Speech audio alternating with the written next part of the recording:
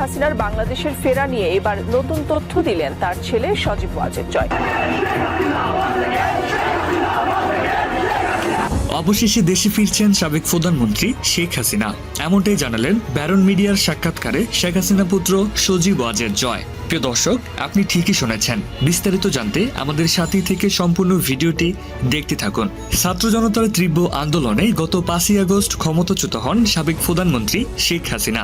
সেই দিনই দেশ ছেড়ে ভারতে পালিয়ে যান তিনি। এরপর আত্মগোপনে চলে যান আওয়ামী লীগ সরকারের বহু মন্ত্রী, এমপি ও নেতাকর্মী। ফলে অনেকটা তছনছ অবস্থা তৈরি হয়েছে আওয়ামী লীগ দলের।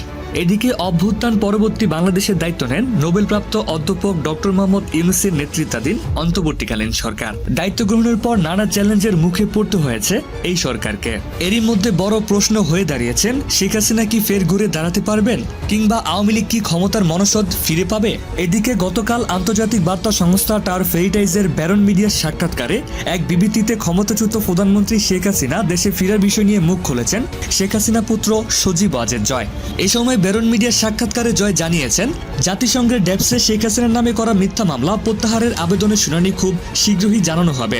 শুনানি শেখ হাসিনার পক্ষে থাকবে বলে আশা করছেন জয়। জয় আরো বলেছেন, শুনানি জানালে খুব শীঘ্রই দেশে ফিরবেন সাবেক প্রধানমন্ত্রী শেখ হাসিনা। প্রিয় দর্শক, আপনাদের মতামত কি? সাবেক প্রধানমন্ত্রী শেখ হাসিনা কি দেশে ফেরা উচিত নাকি উচিত নয়? জানিয়ে দিন আপনার মূল্যবান মতামত আমাদের এই ভিডিওর কমেন্ট বক্সে। এছাড়া আমাদের এই ভিডিওটি যদি আপনাদের ভালো লাগে তাহলে আমাদের এই ভিডিওতে একটি লাইক করে আমাদের চ্যানেলটিকে সাবস্ক্রাইব করে আমাদের পাশেই থাকুন। ধন্যবাদ আপনাকে সম্পূর্ণ নিউজটি এখন অবধি দেখার জন্য।